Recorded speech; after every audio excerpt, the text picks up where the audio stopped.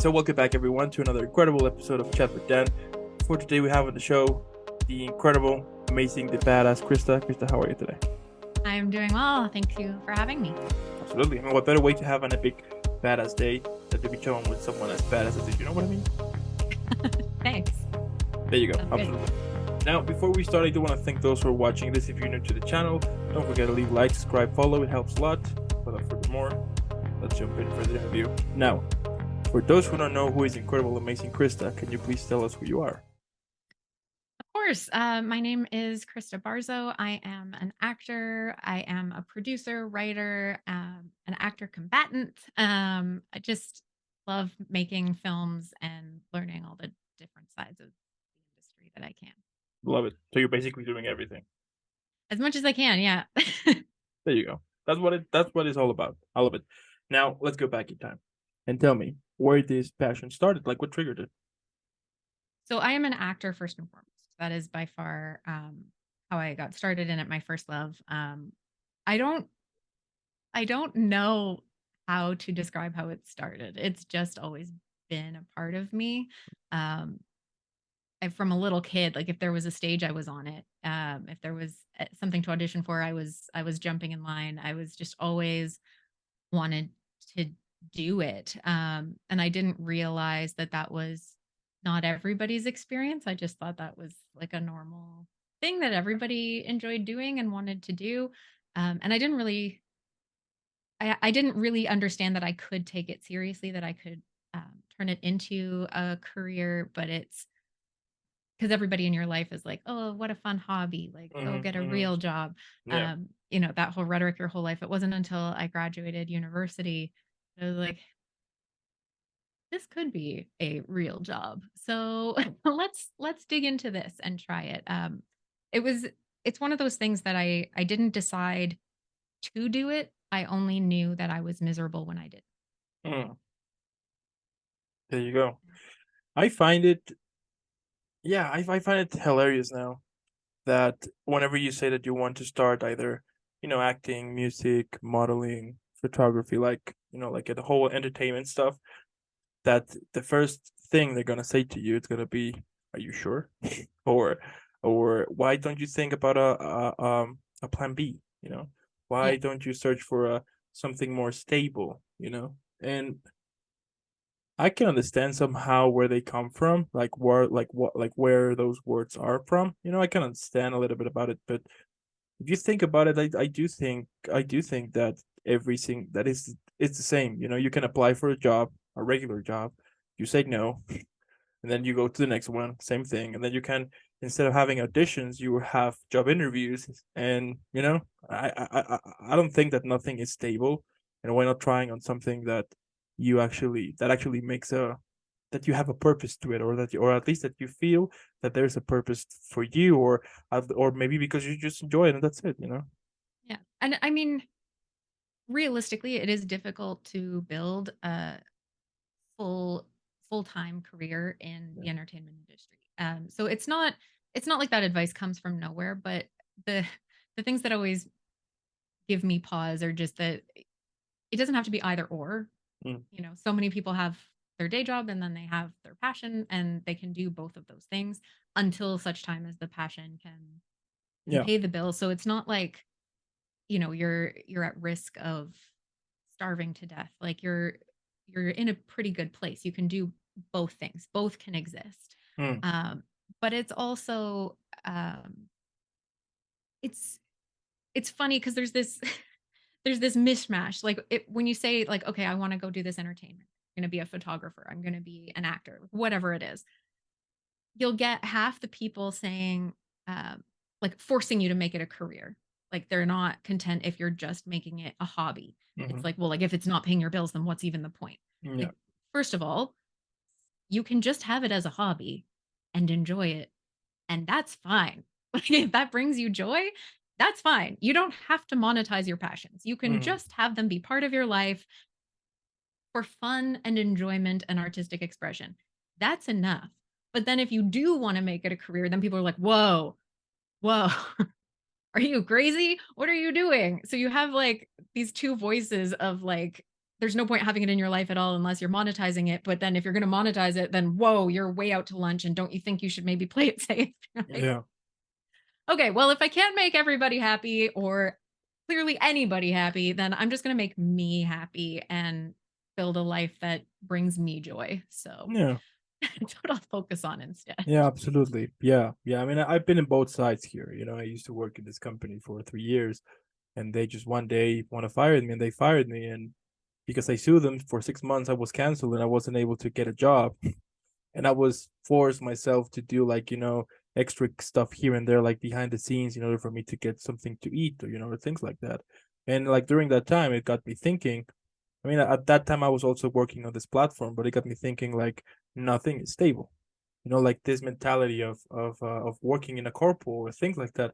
Yeah, it would bring you a stable salary for some time. Yeah, but if at some point that company don't want you anymore, they're gonna just kick you out and good luck.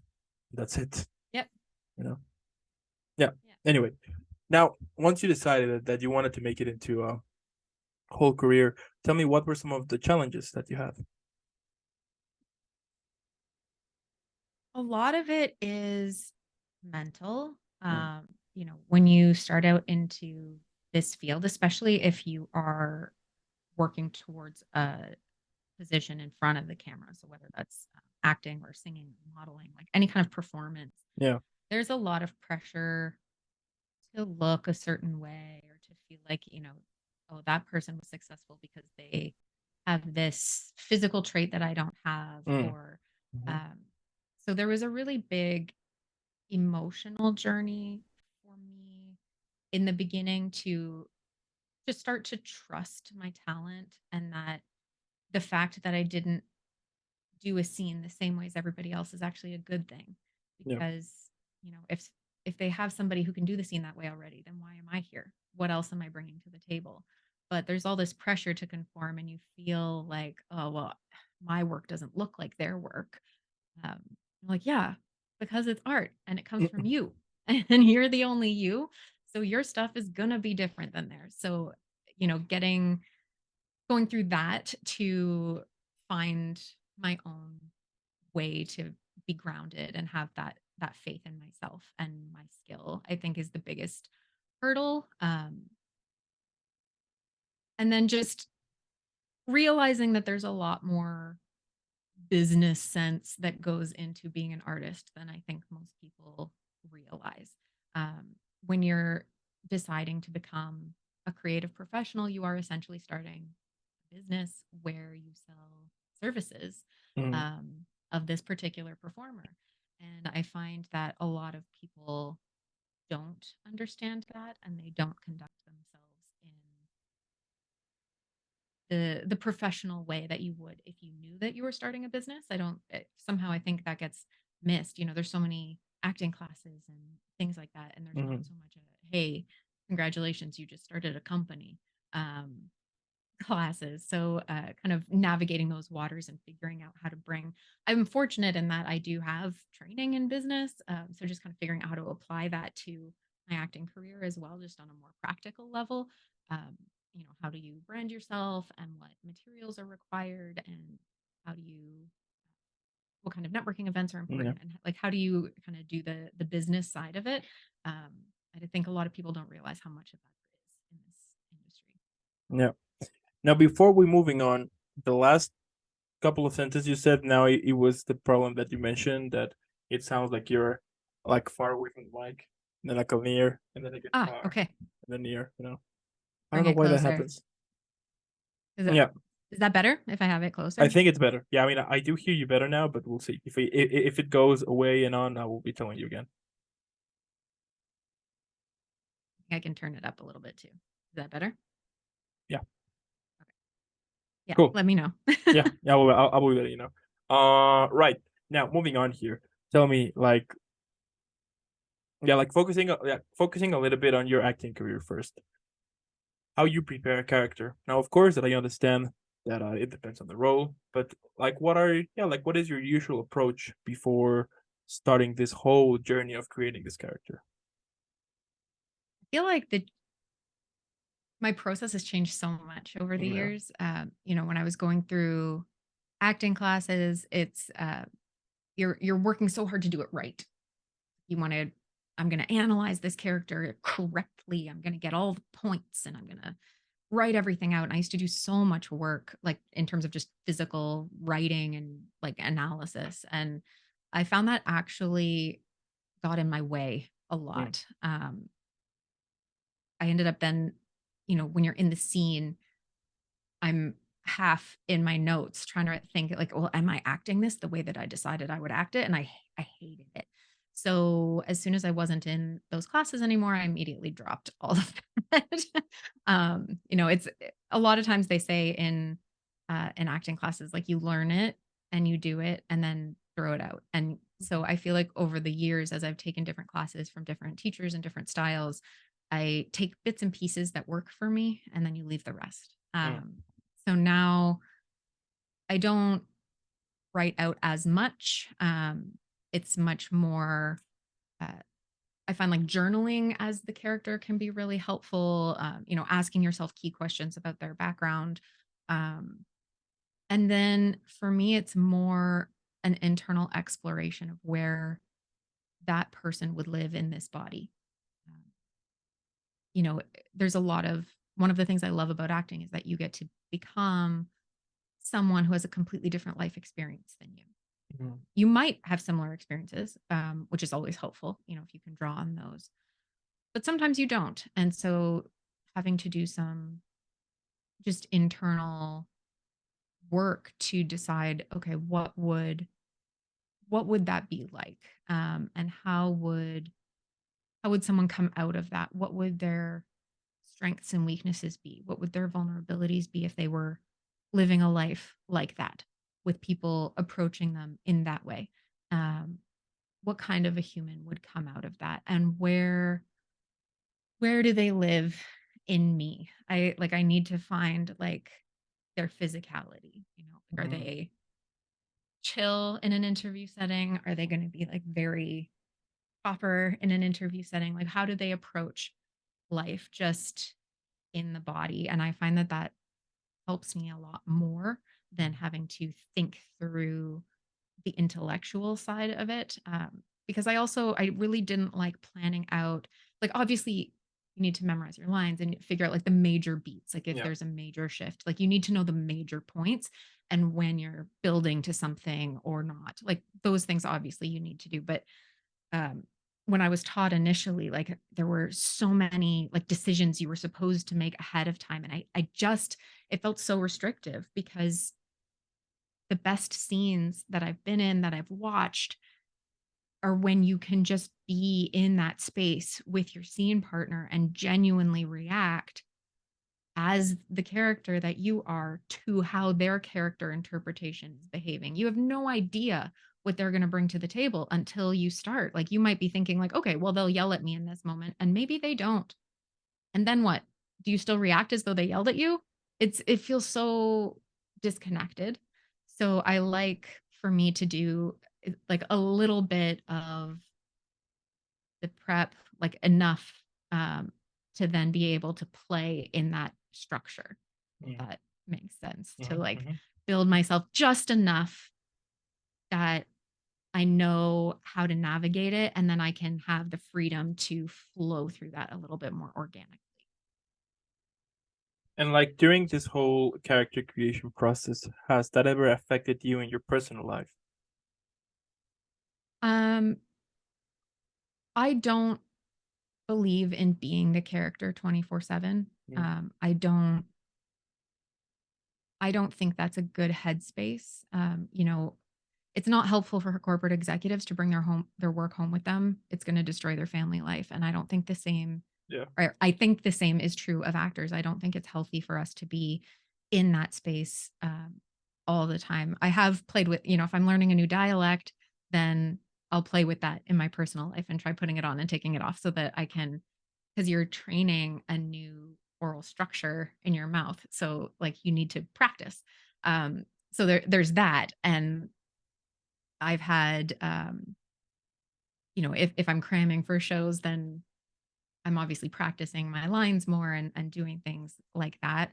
The only time I ever really let a character spill into my life was I knew someone who was directing a female version of Glengarry Glen Ross, and they Mhm. had two of their lead actors drop out a week before the show. So I got pulled in super last minute to take on a very wordy character and a very gross character. Very like lots of swearing, lots of just loathing and hatred and manipulation. And Yeah. uh, I don't swear a lot in my day to day life. And if you hesitate when you're swearing, it sounds ridiculous. So I knew like when I was cramming for that, like I do not have time. We go live in 4 days. Like I have to swear all the time just to get it in my body. The same way, kind of learning a dialect, like I just Yeah. had to kind of take that wall down in my life Yeah. and just start incorporating that a little bit. And then as soon as the show was done, I like put it away again. But that was the only thing I really let spill in. I think it's a really important part of the process to not only, everyone focuses on how do we put on a character, and there's not a lot of focus on how we take it off. um, you show up, you warm up, you get into your character, you do your work, you should be able to take it off, leave it at the office, as it were, go home to your family. Some characters require a lot of self-care afterwards. Some of them are really heavy emotionally, and it can take a toll on you. And if you're not allowing yourself to put it down at the end of the day, and then to do what you need to do to recover, you're not going to be able to sustain that character for a long period of time. If you have a long show run, or if you're on a TV show, if you're fortunate enough to be cast in a recurring role that you need to be able to put on for years, you have to be able to maintain that. It's a marathon, not a sprint. So, you know, slowly traumatizing yourself every night isn't helpful to anybody. No. Yeah. And on that experience that you had, did you ended up swearing a lot after it, or you were able to stop it and continue to be you? No, I like, I'm sure there were a few additional ones that seeped out for the next week or so. I don't not swear. Like I do swear from time to time, but not nearly as much as Dave Moss does and Glengarry Yeah, Glen yeah, of Ross. course. So yeah, like I'm sure it was probably a little heightened for a week or two after, while you kind of break out of the habit. Mm. But no, yeah, especially once the character is done, once the show is done and you don't have that ongoing influence, or need to continue that, um, it's easier to just put it down and distance yourself and kind of close that chapter. There you go. I love that.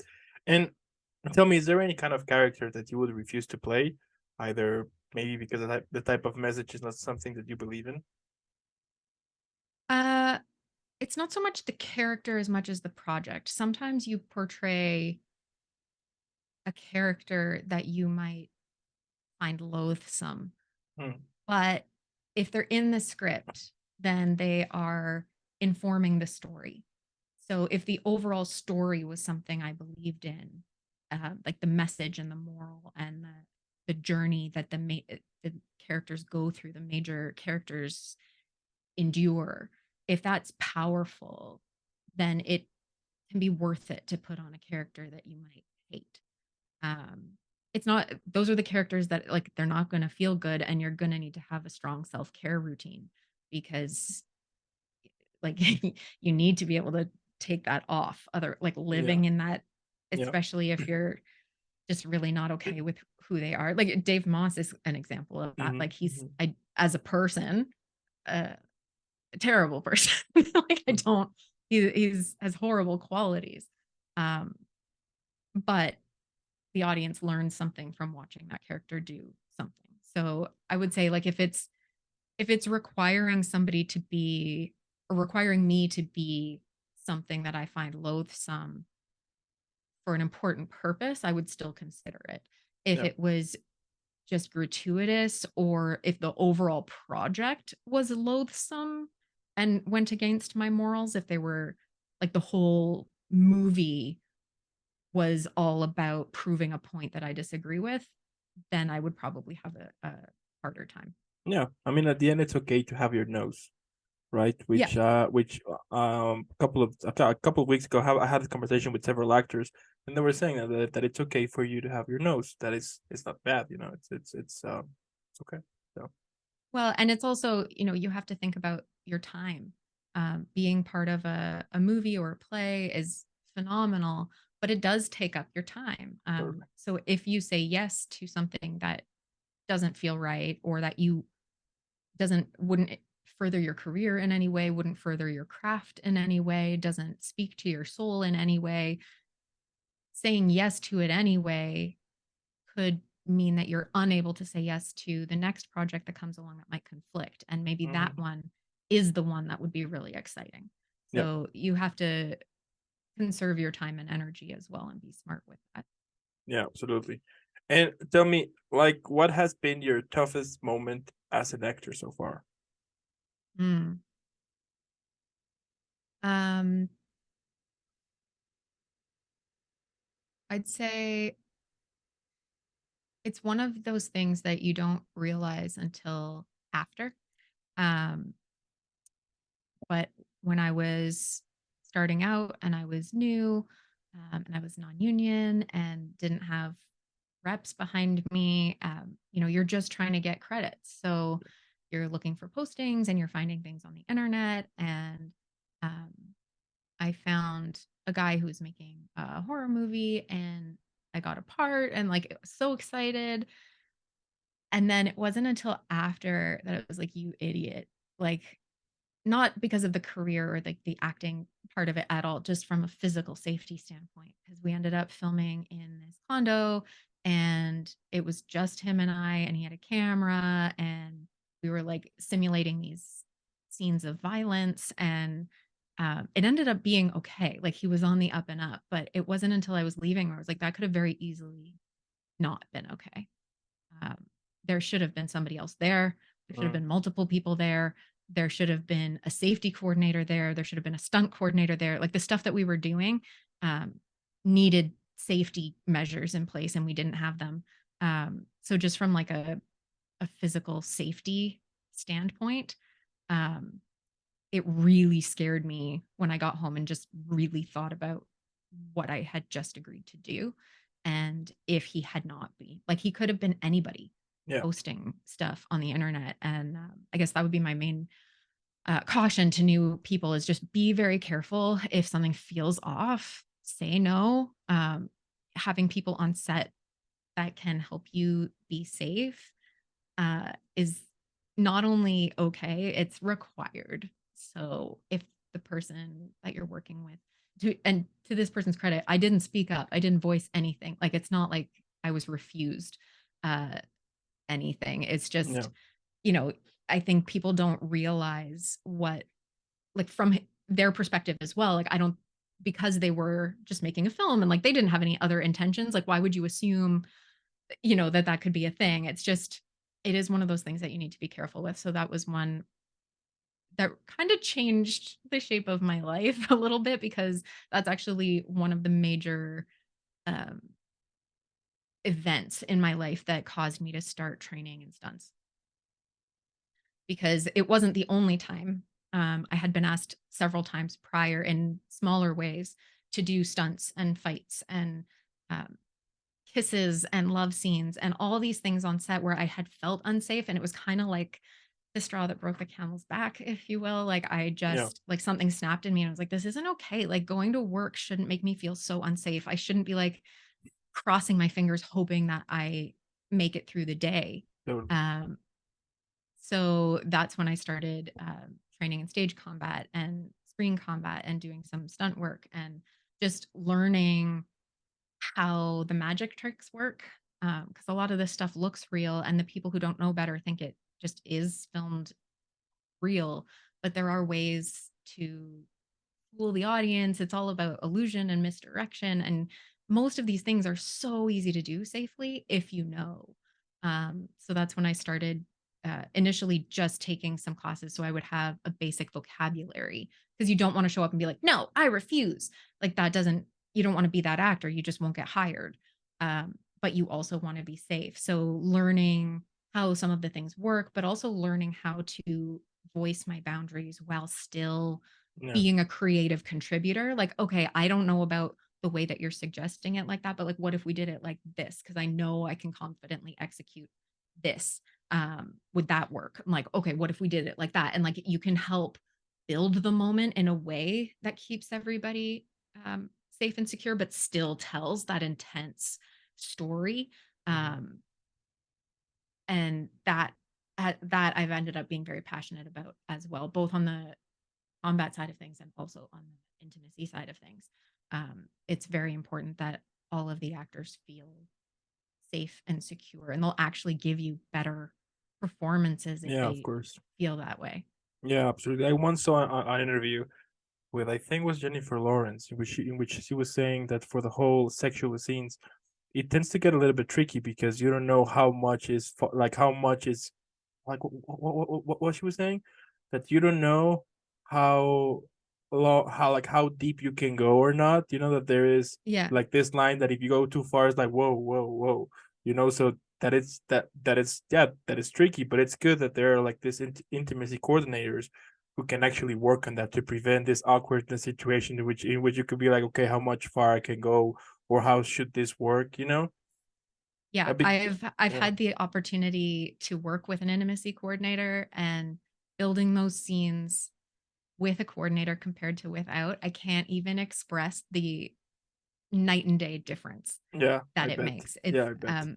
the best analogy I can think of to explain it is like if you were standing on a rooftop and I asked you to do a cartwheel, even if you weren't super close to the edge, Mm, could you do one? Maybe. You're not going to feel great about it. It's going to feel kind of icky because you don't really want to do it. And you're probably yeah, going to make this face during it. Now, if I tell you you're on a rooftop and you're going to do a cartwheel, but there's a 6 foot fence all the way around the outside, could you do a cartwheel now? Sure. You'd be like, okay, great. No problem. yeah, Like, I can do a fantastic cartwheel. Watch me go, because you know where those boundaries are and you know exactly how you are being kept safe. Even if we don't, as the audience, see that fence on film, even if it's complete mystery to the audience, you know it's there. yeah. And so you are able to perform your task better and with more freedom and with more enthusiasm than you could otherwise. Yeah, absolutely. I mean, at the end, you want. I mean, at the end, yeah, it's acting, and you want to make it as real as possible. But at the same time, you want to make it as safe as possible for the for the people who are playing certain type of scenes. I mean, that yeah, that and you know what? What like when I found out about the whole intimacy coordinator, for a second I thought that there were already this type of people who were kind of working that in all type of films. But later on, as I've been moving forward with this platform, I have discovered that most of the time there is not that is very rare to find one to have one Yeah. on set, which is crazy. Yeah, it's kind of funny to me because, like, when you really start thinking about it, like, they're still so new, and as you said, like, they're not there's a lot of sets where they're not present. Mhm. But if you think about, like think about a musical, like, on Broadway. You have the big final number. Are they gonna improv that? No. They're gonna have a choreographer. They're gonna have an award-winning choreographer who's gonna come, and they are gonna put together a dance number, and they're gonna rehearse it. Everybody is gonna know exactly what their steps are at exactly what time for exactly how long with exactly what style and what they're wearing. They're gonna know everything and rehearse it until it's perfect. If you have a major fight scene in a Marvel movie, do they improv that fight scene? No. Yeah, of course Everybody not. knows exactly what weapon they're wearing, exactly what costume they're wearing, exactly what steps they're wearing, exactly what they're doing and what their stunt double will be doing if they have one. Like, everything is rehearsed and rehearsed and rehearsed and then performed. But when you have a major love scene, which is often like a critical climactic scene in the movie, traditionally it's been like, okay, Do your stuff. kind of do what you feel. Like, I feel like doing none of this.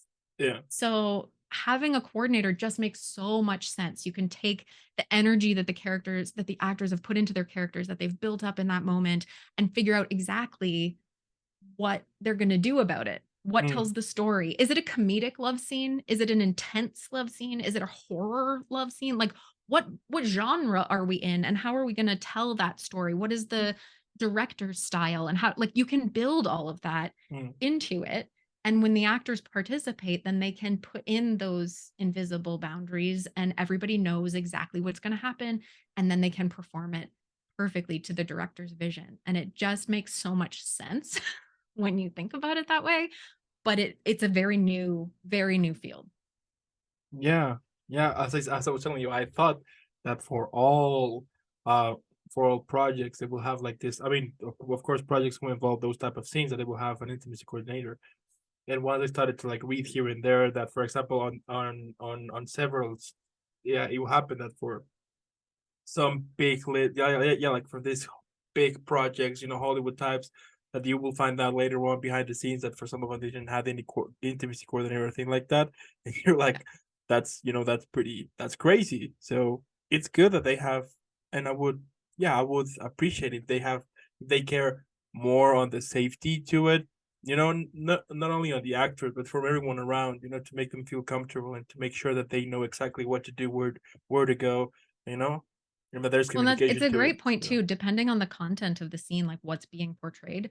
yeah. Um, the crew could be impacted by it. Like it's, if you're watching something really intense, um, it's it's not unreasonable to assume that the people watching it might all, like, you're doing that scene to evoke a reaction Mm. from the audience, and on the day, that's your crew. So you could be triggering things not only in your cast, but potentially in your crew. So if everybody knows how to keep themselves safe and everybody knows how to decompress that at the end of the day, it just makes for safer creative Yeah. spaces for the cast and the crew.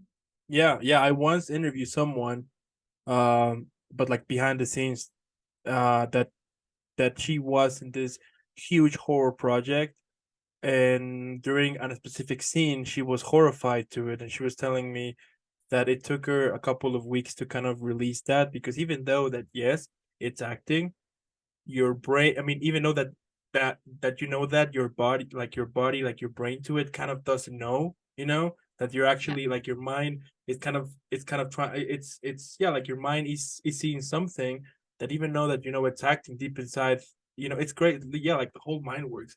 And she was telling me that, yeah, that it took her a couple of weeks to kind of release from that, and she was also thinking about quitting because it was too much, or at least I think at the end what she ended up doing is changing genre, like being behind the scenes, but in comedy stuff or different type ones, because yeah, horror was too much. So There are unfortunately a lot of stories of people who are either in or near or involved in somehow these types of scenes yeah, and leave the industry completely because they do get traumatized. It's a thing that happens.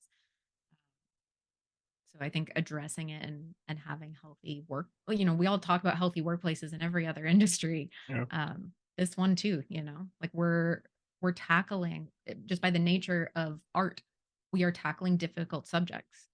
And sometimes it's just fun and laughs on set, like a lot of times. yeah. But sometimes it's hard. Sometimes the work is heavy and everybody, cast and crew alike, needs to take time to do some self-care and like figure out how to put it down and check in with somebody and talk it through and be able to decompress because it can be a lot. Now, do you, for example, for the whole, like, for fight teams and everything, like, how's would that work? For example, whenever there is like a gun scene, gunshots and everything, like, how does that usually works? Like, I think once told me that they usually have like a gunsmith, let's say, or someone A who gun is like, wrangler. yeah, who is gonna present you your gun and be telling you like all the things that like how the gun looks and things like that. So tell me, like, how did that whole process work? So it's a bit different depending on the production and the budget and, how many people are involved. A gun scene can be one person holding a Yeah. gun at somebody else, or it can be 20 people shooting down 20 people. So there's a wide range in there. It depends if animals are on set or children. Like there's a lot of Yeah. variables that would dictate what's happening. Typically, you're gonna, like, you would know that well ahead of time. you would be warned, you know, when you're accepting the role, you would know that at some point there's going to be gun handling. And then you would also know the script like long before you get to set. So this would be something that is um, part of your character development, part of Yeah. your training. You know, you're gonna if you're portraying a cop, you're gonna have to learn how to handle a gun in a way that looks like you were trained to handle a gun. So there's would be prep ahead of time, so it wouldn't be typically something that's just sprung on you last minute. But on set, you know, you would have a gun wrangler. That person is the one and only person who should hand you your weapons, and they will take the weapons from you as soon as the take is done. You don't get to take your gun with you to lunch. Yeah, of course. It's they're the one they hand it to you. They show you that it is safe, Mm, um, either because it's made of rubber and doesn't work, or if you know they use airsoft guns sometimes. Sometimes it is a blank though, and they blanks don't fire nothing. Like there's still an explosion, so they have to be treated as though they were firing live rounds, even though they're not.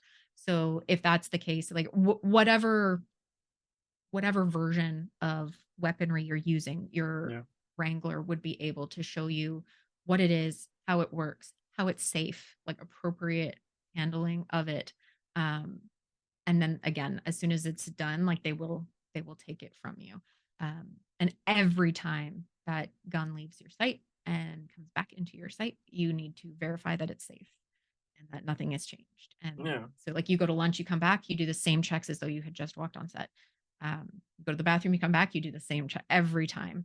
Um, it's it's mostly like you know whoever is in charge of that department will be running a very tight ship, um, and they talk you through it and they'll show you what you're working with. But then in terms of the choreography, that's all going to be part of if it, Totally. especially if it's a Yeah. complicated scene that would be worked out well before the actual firearms Yeah. are Yeah. used. I saw on behind the scenes for The Walking Dead that they were, like for the swords, axes, baseball bats, like those type of weapons, that they will have like a rubber one and a real one. And the real one would be whenever they are just walking, or like not you actually using it. And whether Yeah. usually, yeah, like using it, then they will switch it to the rubber one. So it would be like more safe. And even Again, it, so, it depends on the production and what the weapon needs to do. yeah, Um, if it's just gonna look pretty on a wall, then probably not. The thing is, like, aside from just the the safety concerns potentially, the the real like metal swords are often very expensive. So they yeah, also just don't want them to get broken because the ones that need to look good for the close up high def like yeah, amazing artistic shots. Like they need those ones to look perfect. So they give you something else that you can play with. flail around and Yeah, yeah. yeah, But also, yeah, they're not going to give you a sharpened sword for any scene. Like yeah. Safety first. unless maybe you're standing still. But if you're actually in combat, they're not giving you a sharp Yeah, sword. of It'll course. be either a dulled metal one or it'll be rubber or sometimes it's sometimes they don't even have blades and it's just CG after, depending on if Yeah, you're in the background, you might get one of those where it's there's no actual yeah, blade sometimes. But then the production has to have budget for CG. So it very much depends on what the situation is. yeah, yeah. That's yeah. Okay. And how do you think like the whole industry changed after the unfortunate accident? Or was it like last year, or was it like on summer? The one. What was the name of this actor? Was it Alec Baldwin? Was it Mhm. him? Yeah. Like what do you think that?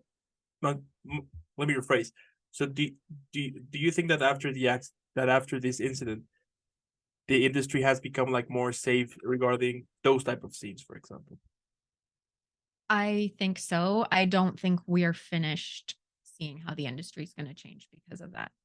It happened so not that long ago. It Right? happened so shortly ago, and it was so preventable that I think it is causing people already, as you say, are taking things a bit more seriously. Most people that I have encountered do take those scenes very seriously. already, but it's opened a lot of questions about like, okay, where did things fall through the cracks? What needs to be tightened up? How can we make this even safer? And then I think it is going to change what is allowed on set, and what how we handle things. But I think where we are now is different than where we were, and I don't think we're done Yeah, shifting. I think, as more details come to light, as more investigations are concluded and more knowledge becomes public knowledge, I think that will continue to inform and change what happens and what is acceptable and how things are done. yeah, So I think we're still in the ripples of that event. yeah. Very, very unfortunate. And you know, like with technology now, I mean, you can do basically whatever you want. So it would be safer for, you know, you can make like this scenes with CGI and make it look good and without actually risking people's life, you know, or things like that. Because yeah, I mean, I didn't quite knew all of it. Yeah, I was just kind of reading like like very quick about what happened, but that was pretty crazy, and I was like, okay, and that got me thinking because I always like like whenever if I see something or read something or whatever, I instantly go to my head and start to think about like I wonder like how many actual stories have happened but in order to but they have remained quiet, you know, that they in order to not raise, you know, like this much of attention that they remain quiet. And I wonder also like how many times that type of accident, because I did it happen also, was it for the Crow back in, you know, Mm. like this old movie, right? Yep. Like there that Yep. Brendan Lee. yeah, that they have been like multiple accidents to it, and I wonder like why they haven't like actually put hands to it. I mean, as you mentioned, I do also agree that there's this huge conversation that needs to be said. You know that yeah, perhaps they're taking baby steps, which is okay, but they should make it like more intense to it because yeah, it's at the end of the day, it's a job, you know. And as you mentioned, it why not actually keep it like have safe regulations to it for everyone around to Yep. keep them because if you keep them safe and everything knows where to go and what the job is going to do, you're going to perform 100%, which is what you want in the project, right?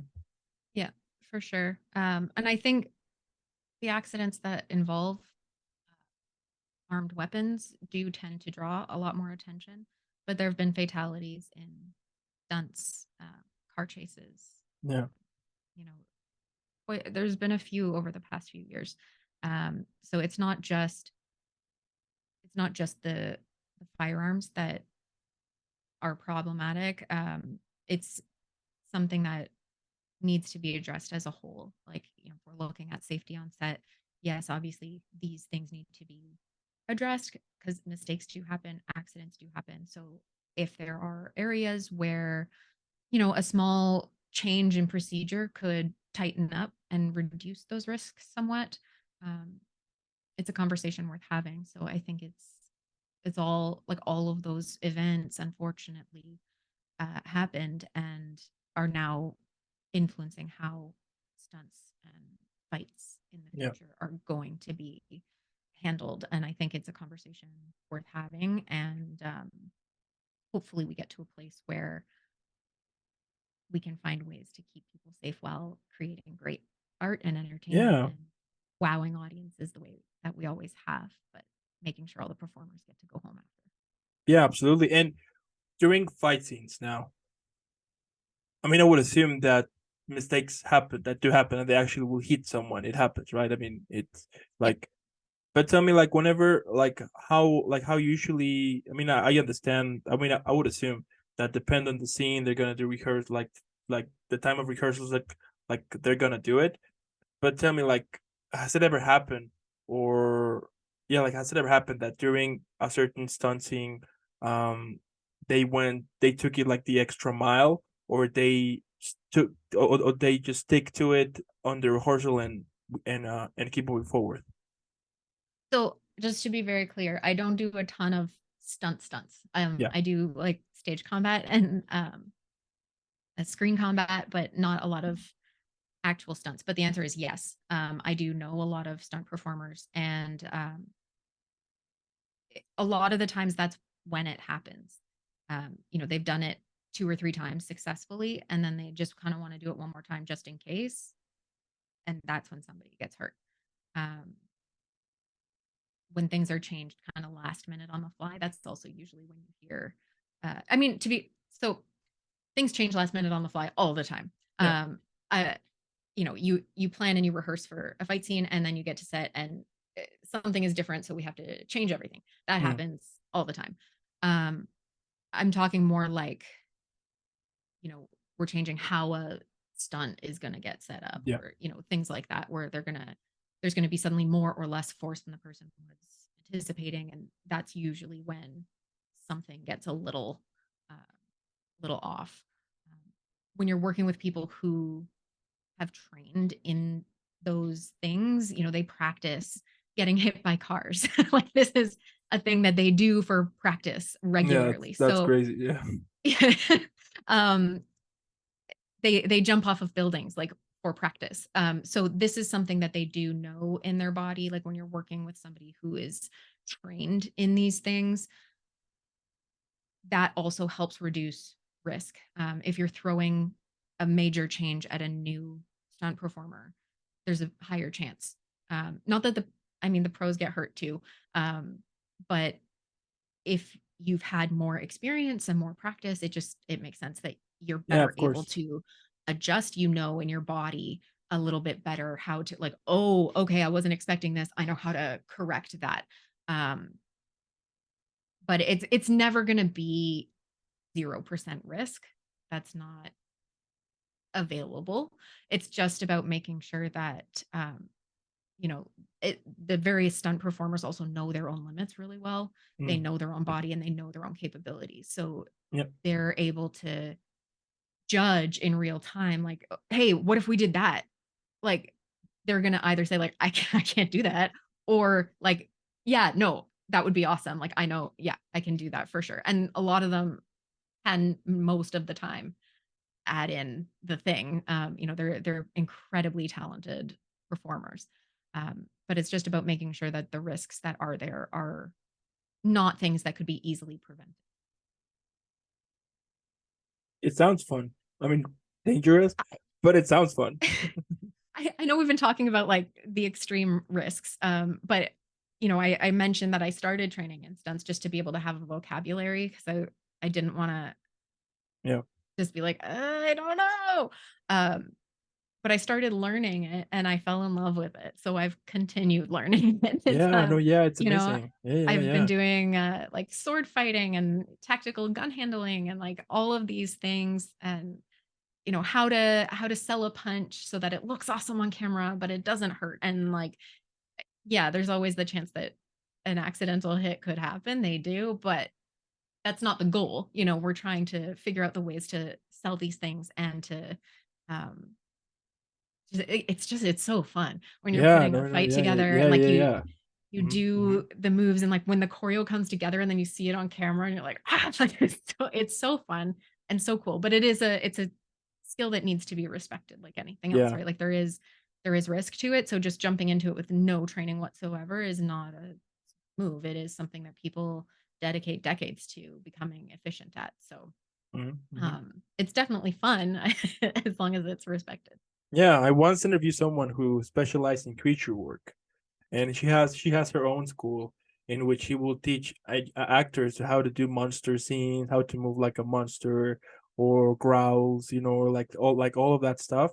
And I once saw like a little bit of her work, and it looked super fun. I was like, that looks super cool. I mean, that yeah, even though that yeah, it's a job, but it's a and it's a skill.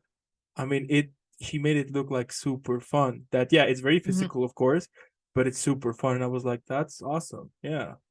Creature work is so fun. I haven't had a chance to do a lot of it, but, just, like, training in it, and just it's fun to just think about different ways to move your body. Like, how could I get through space if I wasn't me, Hmm. more than just if I was a different person, but, like, completely different species. Like, how would they crawl through space? And Yeah. it's really fun to Yeah. explore. And I think that is also like the beauty of acting, the fact that you get the chance to do so many type of stuff. I mean, from I don't know, from alien to monster to lawyer to superhero, like all the possibilities that are available on your imagination. Mhm. And yeah, I think that is also kind of the beauty to it, that you get the chance to explore so many things, as an actor, Absolutely. and also to present it to the audience so we can watch the final product and be like, that will be cool. So Yeah, absolutely. You get to live so many lives. yeah, now that's badass.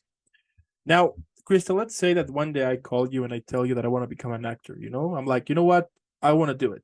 Now, here's the thing: I have zero experience. So, what do you think it would be important for me to know, or what do you think it would be a good place for me to start? Okay. So the number one question I ask people is, why do you want to be an actor? If the answer is to walk a red carpet, and be honest with yourself, if that's why, 'cause one Mm, day I want to walk the red carpet, I recommend doing literally anything else. This is a really difficult industry. It's really competitive, and there's no guarantee you're going to get there. If you make some major strides in engineering or medicine, you can work hard and reap the rewards. So if that's what you're looking for, is to something to work hard at and then be able to reap the rewards and earn a good income and have some kind of accolades for something you've done, there are other industries where your efforts are more likely to pay off. Um, that being said, if your answer is that you genuinely enjoy acting, mm, and the process of acting and going through that artistic exploration, then I say amazing. Um, Understand that you're starting a business. So you are, while you're learning your craft, you also need to learn your business skills. You need both. Um, if you do not conduct yourself professionally, people won't take you seriously. So it is important. Um, then I would start taking acting classes as a very first step. Um, I recommend when you're starting out, try a whole bunch of different kinds. Sometimes people, they find one acting teacher and they just stay there for years, which is great. Um, but when you're just starting out, even if you come back to them in a few years and then stay, but try stuff. Give yourself a little buffet platter of acting classes. Try okay. classes for theater. Um, Try classes for screen.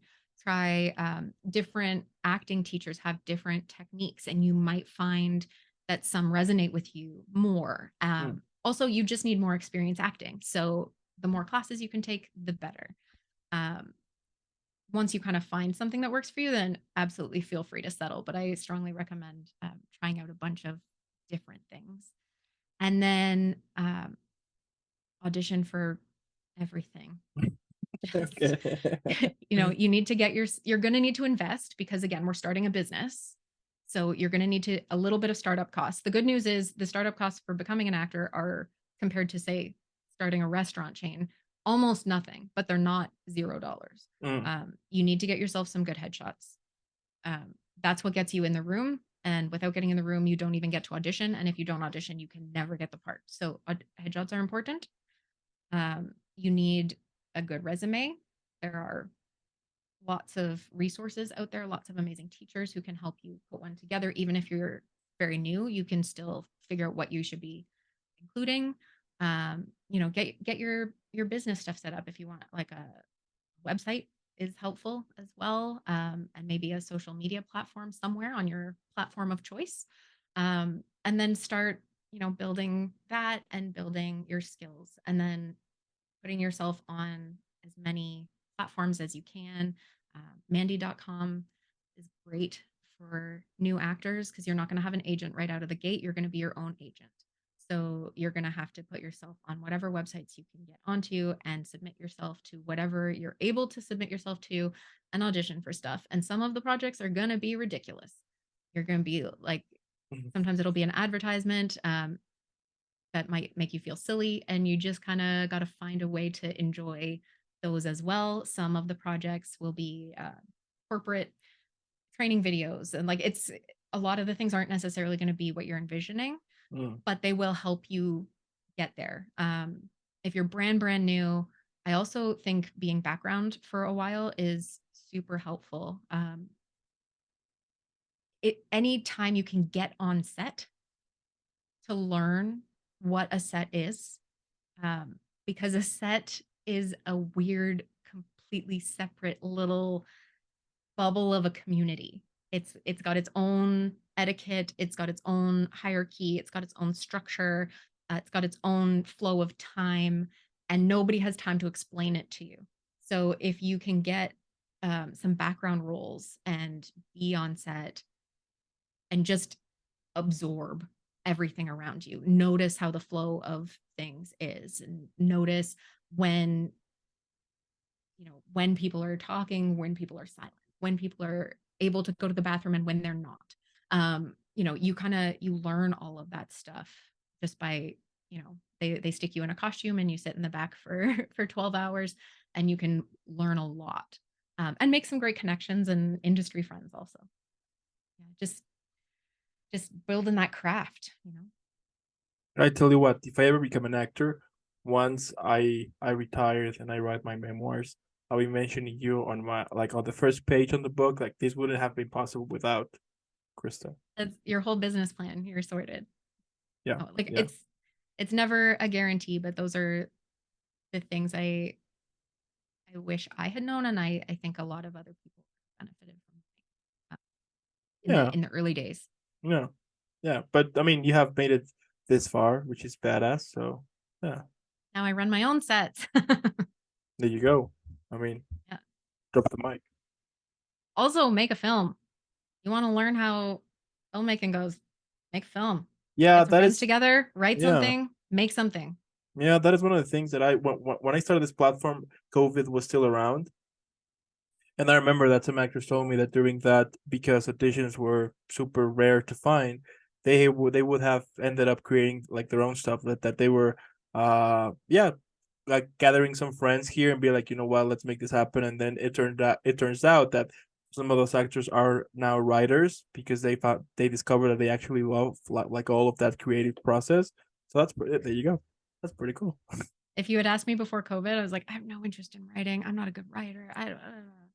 And then COVID happened, and I was like, well, fine, I'll try writing. Turns out I love writing. And look at you now.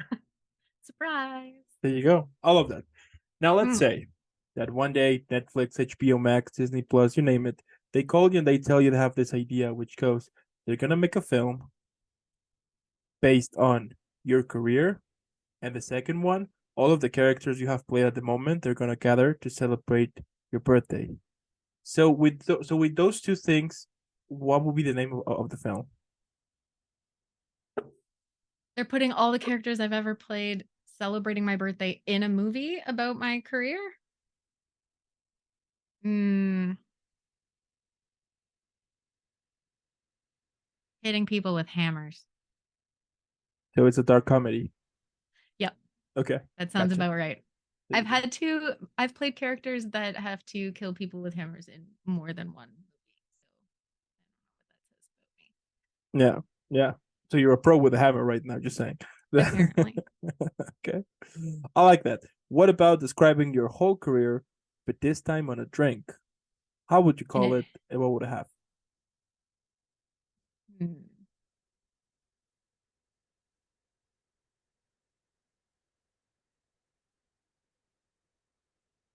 Describing my whole career in a drink?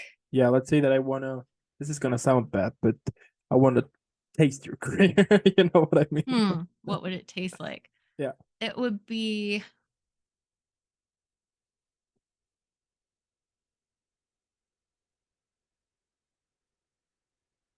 I think it would feel like cold and bubbly at first, but then there would be heat and spice in it Mm, afterwards. So I don't know what that would be called. Uh,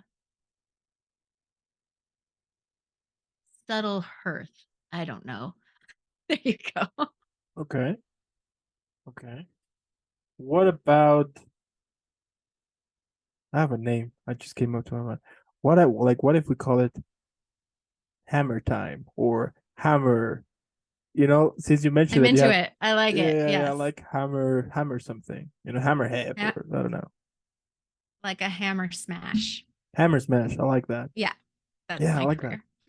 Okay. It Okay. also kind of feels sometimes like you're trying to smash through a brick wall with a hammer. Just trying to get in. So Yeah. maybe that's it. Hammer smash it is. Yeah, We got it. I'm into it. I like it. Yeah, yeah. Now, let's say that we're gonna make a film about the episodes that we just did right now. How should we call it?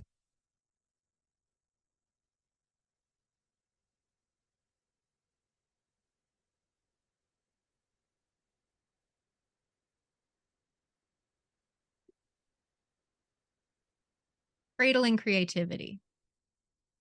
Great. What was it again? Cradling creativity. Cradling We're creativity. keeping it safe. Hmm. Keeping a safe space for creativity. Because that's gonna be the title of this video. I like it. I'll take it. All right. And my last question here is, what motivates you? You know, we all have those days. It's inevitable. It happens. So how you manage to get back up on your feet and keep moving forward? I I like to remind myself of my why. Hmm. Like I was saying to you, if you're calling me saying that you want to be an actor, my first question is why? Why do you want to do this? Why is this your next step forward, do you think? Um, that's also why, just because I want to be on the red carpet, like that won't sustain you through. Hmm. Um, if you know your why, if you know why you do this in the first place, then on those days, and they happen, everything that I do is to get auditions. And sometimes one comes in and I'm like, I don't want to do this today. I don't want to prep. I don't want to memorize. I don't want to you have to change your emotional state, which, if you're going through something rough, you don't feel like being comedic necessarily. And if you're in a good mood, I don't want to start crying. That sucks. Um, Sometimes you get into a little like, ugh. So when that happens, I remind myself of my why and I touch base with myself. And is that still true? So far, every time, a resounding yes. Um, Sometimes it's not, and that's okay too. You are allowed to quit at some point if you decide that whatever path you're on is not your path. You can change your mind. But it has always been my path. From, like I said, from the time I was little, I don't remember the path turning on. It's just always been there. And so when I have those moments, I remind myself of that and why we started on this journey and that we still want to be on it very much. Yeah. And then we dig deep and we do the work. Sometimes you just gotta, rip the band-aid off and get her done. And then normally by the time I've started doing the work, I'm I'm happy to be in it again. It's the getting started again. Kind of like a workout, Mm. sometimes you don't want to exercise, but once you start exercising, you're like, oh yeah, okay, I'm glad I did this. Um, it's a similar thing, but I think getting back to your why is really important and finding your joy in it. I'm just gonna drop the mic. Don't drop a mic. Mics are expensive. Yeah, I'm not gonna drop it yet until I buy one. Anyway, my point here is, it's incredible what you do. I love it, and I love the fact that you keep doing it, and the fact that you keep pushing into it. Because I mean, I can understand how crazy and hectic and awful and horrible it might be sometimes, but hey, you have come this far right now, and I can't wait to see more of your awesome work in the future, which is inevitable. I mean, we all know that at some point we're gonna be chatting about the multiple thousands projects you have either created or been in, because I do think that good things happen to those who are doing things by heart, who are honest with themselves, basically. And yeah, it's amazing. It's amazing. Thank you. I also want to thank those who watched this whole video. Thanks so much for staying in. Now, this video is about to be over, two things. First and most important, on the description below, you're gonna find Krista's social media. Let's make her viral. Hashtag Team Krista. Krista's incredible. I don't know that. And the second thing is, leave me a comment, leave me a like, let me know what you think about this conversation. And again, Krista, thank you so much. Have an incredible rest of the day. Keep killing it, keeping this incredible badass of a person you always are. And I'll see you in the next one. Thanks so much. All right.